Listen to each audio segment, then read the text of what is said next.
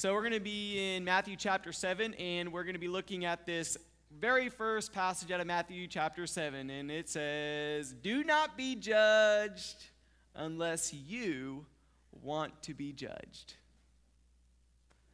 Judgment. What is that? What is this whole idea about judging others?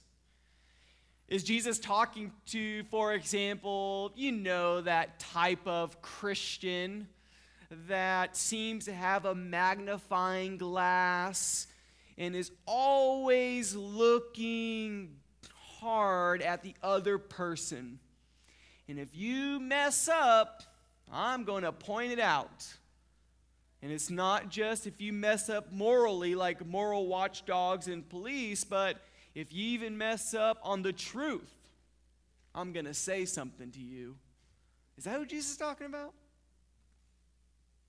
I mean, we live in a culture and society where in one side that we really take at heart this idea of not judging others. Let's be more open and tolerant. And yet, if you just turn on the television and watch the news, it seems like we're a very judging society, and it's easy for us to judge. For example, once you decide to start judging my presidential candidate, I'm going to judge your presidential candidate, right? Depending on how you look, where you're from, who you are, it would be easy for me to judge you and to maybe categorize you. So what is Jesus doing here? What is Jesus saying when he's asking us to not judge unless we ourselves want to be judged? I don't know about you, but when I think about humanity and I think about the world, you can't help but know that you are going to be judged. Let's just pick on me, for example. Already, within the last 90 seconds, some of you have judged me. Justin's nodding yes. Yes, I have. Maybe you've judged the dress I'm wearing. Maybe you're thinking, man, Mick, you look really good today. I appreciate your good judgment upon me. Or maybe you're thinking, and I'm really going to ruin it for me today, maybe you're thinking, man, Mick really likes to move his hands a lot when he preaches, so good thing there's no one right here because I'm going to poke somebody in the eye.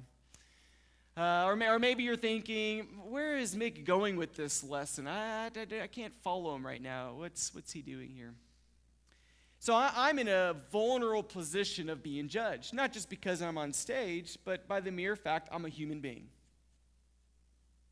My point is, we're all going to be judged in life, engaged in life, and then more importantly, we're all going to be judged someday when Jesus comes back and makes all things good again, and we're going to face our judge.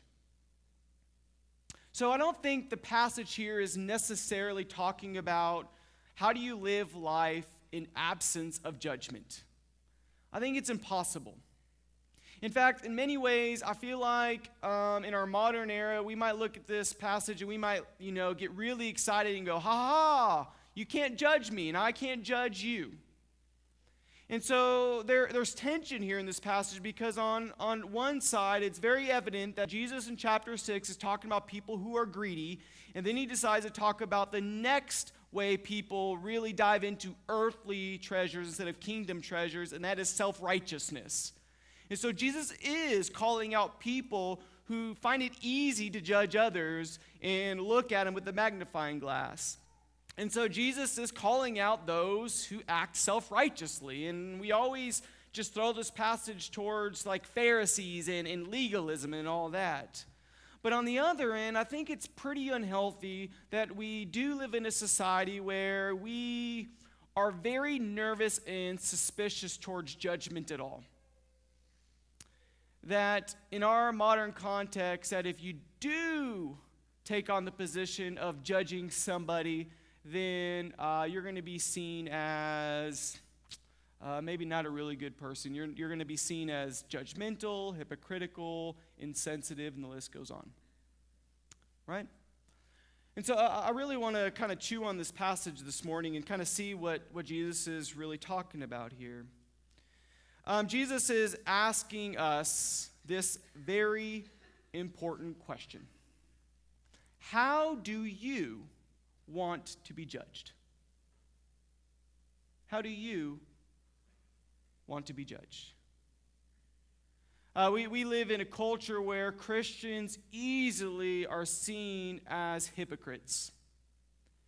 And for some of us, that has a little nasty taste in our mouth. Maybe we're tired of hearing that we as Christians are being too judgmental or hypocritical. And so we might take this position of, well, we're all sinners. And we realize that, but now that we have Jesus on our side, we are a little better than you, because even though we're sinners, we got Jesus, right? And so if we're not careful, this idea that we're all sinners, but we got Jesus, does take on a little level of spiritual elitism, that we got it all figured out while the rest of the world is sinking. Jesus is not at all saying, do not judge. In Matthew chapter 18, for example, he talks to us about how we should go about handling conflict and dealing with people that we might have judged. You know, I want to be judged someday. But I want to be judged based upon what? My heart, my worth. And not necessarily by every wrong thing I did. I want to be judged by the person that knows me best. I want to be judged by the one who is compassionate, merciful, and giving. I want to be judged by God. Now that sounds strange to say, hey, look, everybody, I want to be judged. But it depends on how we use this word judge. For example, is God a fair, good judge? Or is God this scary authoritarian who is wrathful and he's mad at the world for killing his son, and so someday he's going to make everything right by picking those who are loyal to him, and everybody else is going to suffer at the hands of the devil with a pitchfork in hell? Who is this God? I bring this up because depending on how we see God is also how we see others.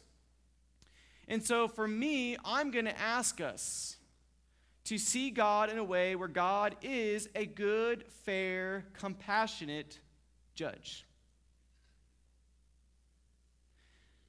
And so how are we going to do this? Well, that's where we get to Matthew chapter 7. Let's jump ahead to that very last passage of Matthew chapter 7, verse 5, and this is kind of where we're going to begin, and then maybe we'll work a little backwards here. Jesus says, "You hypocrite, first take the log out of your own eye, and then you will see clearly take the speck out of your brother's," or it could even be translated as brother's or sister's eye. So the first thing we need to consider is, who is Jesus addressing in this passage? You see, the Sermon on the Mount isn't these weird kind of clumped, collected phrases where we just kind of pull one out and when we feel good about it. It's this entire sermon. Jesus is speaking to God's people on how God's people should live righteously. And so God is, through Jesus, speaking to his church. And so the first thing I want to say to us is, on this particular passage, it's really not helpful in knowing how we ought and how we should behave and act towards the world. We're going to get to that in a second. So this isn't saying, hey, look, be judges of the world. Jesus is asking us to think about, how do we judge one another, brothers and sisters of Christ? And so this passage is speaking to us about how we should behave to each other as Christians in this room. And here's a sad reality. I think one of the reasons why people sometimes call us hypocritical isn't because we mess up and sin and do bad things and then go to church. I think sometimes people call us hypocritical and judgmental because from the outside they're watching how we treat one another and they're going, what? That's what church family is about? I do not want to be a part of that.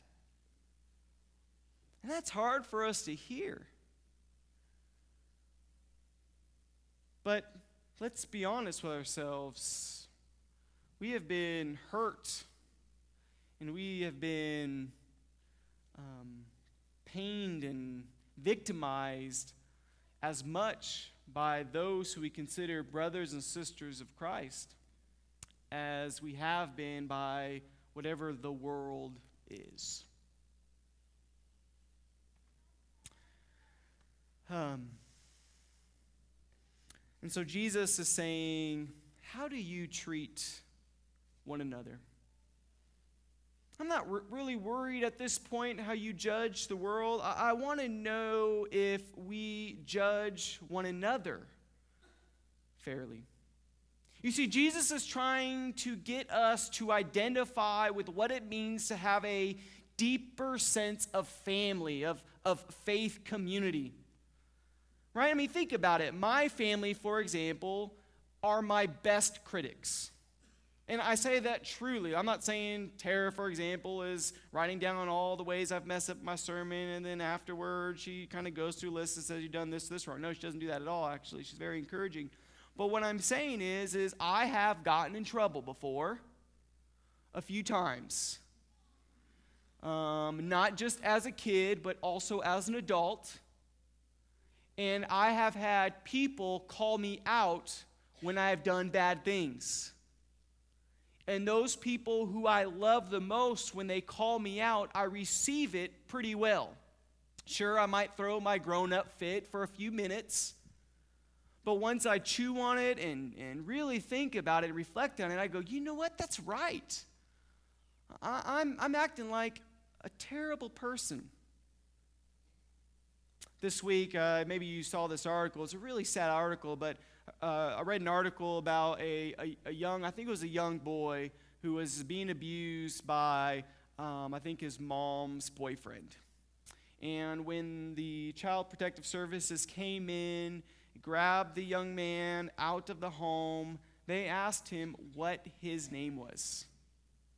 And he told them that his name was Idiot. Idiot. He really believed that was his name because that's what he was told by those who abused him. You know, if we as brothers and sisters in Christ get really hard on one another, speak ill things about each other, and you know the list, we have it all. We are sometimes as hard on one another as the world is hard on us, but we've got people in here that we call and belittle and name names. Eventually, once you just start naming and naming and naming and belittling, you're going to become what we've belittled. And to be honest with you, I don't think any of you are a bunch of idiots. And I know God doesn't think that either. God thinks wonderful things about us. And so Jesus is asking us, look, identify yourselves in deep family ways like you would anybody in your family. It's not done harshly. It's done with sincerity and truth. And so Jesus asks us, one another, to grow together. Because, well, if we are just harsh with one another and critics with one another, all that shows and reflects, right, is a lack of relationship. And I know we've seen that at church. And I know that at this church, for example, one of the main reasons why people attend here is, if you hear people placing membership here, one of the main reasons is, workplace membership here because we feel like we've connected to the family. We feel like we're getting deeper here. But we also know that when people leave a church, even this one, people often leave because they feel, I just didn't feel connected here, right? And so Jesus is asking us. He's trying to say, think about your brother and sister. Have a deep relationship. And so if you see a brother and sister of a church family, if you see that they do have a flaw, and you are tempted to have a conversation with them about that flaw, then the first thing you do, Jesus says, is that you are not allowed to engage them until you've had deep self-examination. That's essentially what this passage is about. And so let's see how that works itself out. You see, first, the person who is doing the judging, who wants to go out, what happens is they change from a position of self-righteousness to a position of compassion and mercy. You see, when we recognize our own sinfulness and we recognize our own shortcomings, this is what happens. We transform ourselves from this harsh, disconnected critic to a loving concern for a true sibling in Christ.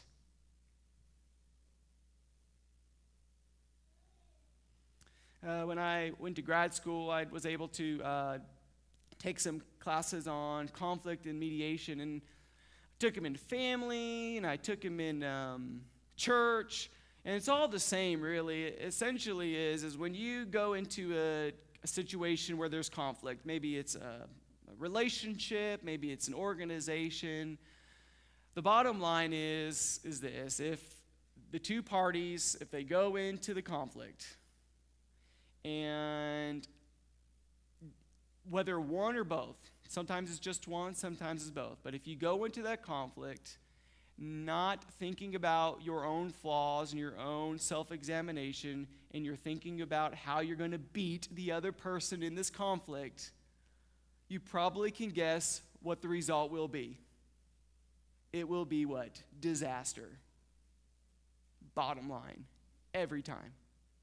In fact, I think sometimes people know that, but because they want disaster, that's how they're going to go into the conflict anyways. And so God says, if that's how you're going to judge others, are you sure that's how you want to be judged? Right? The question this morning is how do I want to be judged? So instead of finger pointing, Jesus says, take that towel out of your pocket and maybe go up to that person and say, hey, you've got something in your eye. Jesus uses this joke. It's supposed to be a joke. It's supposed to be funny. And he's saying, imagine this picture with me. He's telling the crowd, he's saying, imagine this picture with me. Here you are. You're going to somebody. You're talking to them. And you're saying, hey, bro, what's going on? How are you? I'm doing good. Hey, you got something in your eye. And the guy, oh, thanks. Yeah, it's really annoying me. It's causing me to stumble, right? It's causing me to sin, and that thing in your eye, it's really bad, and you're living a terrible life as a result. You really need to get that thing fixed, because if you don't, it's going to become irritable. It's going to become infected. You're probably going to lose your eye as a result, and you're never going to be the same person.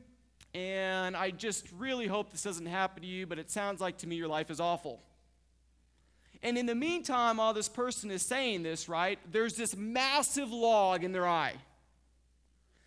And can you just imagine with me, this crowd has got to be laughing, because here you see this log is going, and he's trying to talk to this guy right here. And the guy, okay, I see what you're saying. Okay, so where is that thing in my eye? Oh, it's right over there. Where? Oh, it's over there. People are being knocked down left and right. The person who's being judged is ducking from this big old log in their eye. And the person who is literally speaking what they see as truth cannot see that own big old log protruding out of their own eye. they're completely blinded by the fact that they themselves have deep sin in their life. And so Jesus is saying this, that those people who have stared deeply into their own pain and loss, that those people that have measured the full weight of their own sin, who have felt the weight of the log in their eye, those people that have failed, that have lost, that have been broken, that have suffered, that have gone through trials and tribulations, that have experienced deep sorrow, those people who have felt the weight of the log, and ask Jesus to remove that log, to ask Jesus to carry that weight. That is the person that has the ability and the passion and the understanding to judge like the good judge, to suffer with those who have suffered, to walk with those who have suffered, to be that person who helps remove the specks out of other people's eyes. So those who have suffered from addictions, those who have suffered from hurt and broken relationships, those who have gone through severe loss and pain in their lives, those who are fighting their lives with disease, those who have lived long lives and have felt the weight and the depth of pain. Jesus is inviting them. Blessed are the weak, and the blessed are the mourn, and blessed are those who have been persecuted. He's inviting them to serve and minister. And so for churches today, churches that are multi-generational, that have many different age brackets, who have some who have lived long lives and have struggled and have experienced loss and pain and hurt, you have an opportunity here, a blessing, to serve and minister to those who are still figuring out that they've got stuff in their eyes. And so I would call, for example, our older generation in this passage to offer self-examination, because you yourselves know the pain and the struggle of life, to share your testimony of when you found Jesus. And I would ask our younger generation to listen to the stories of our old, to hear their cries, because they have felt the weight of the log in their eye. And then I would also ask our older generation to realize that maybe the log and the specks in the eyes of our younger generation is different. That even though we have, or you have, experienced life with the full weight and pain and struggle, that it's maybe different today in some ways. And so just like we ask our young to listen to our old, we ask our old to listen to our young. And this isn't just generation. This goes across ethnicity and race, rich and poor, old, young. To be a church that listens, that cares. To be a church that understands the full weight of pain and suffering and sin. And so Jesus could have said a lot of things at the cross. He could have said, for example, this is not fair. This is totally unfair. I completely served. I established the kingdom of God. I've let the world see what it looks like to live in a community of faith. In fact, I'm going to be married to the church. I'm going to commission the church. This is totally unfair that this very same church has betrayed me. And this is what happens. The people he came to serve and save led him to a place called the Skull. It's kind of not a big deal place. It's just a place for criminals that they crucified. In fact, they're going to crucify Jesus with 2 other criminals that day. Not necessarily the proper death for a king. In Luke 23:34, Jesus says this, "Father, forgive them, for they know not what they do." The good judge shows compassion and mercy. The good judge shows compassion and mercy. So I want to ask you one more time. How do you want to be judged? Compassion, mercy, grace. Is that something we can do for one another? I think so. Is that something we can do for our world? Absolutely.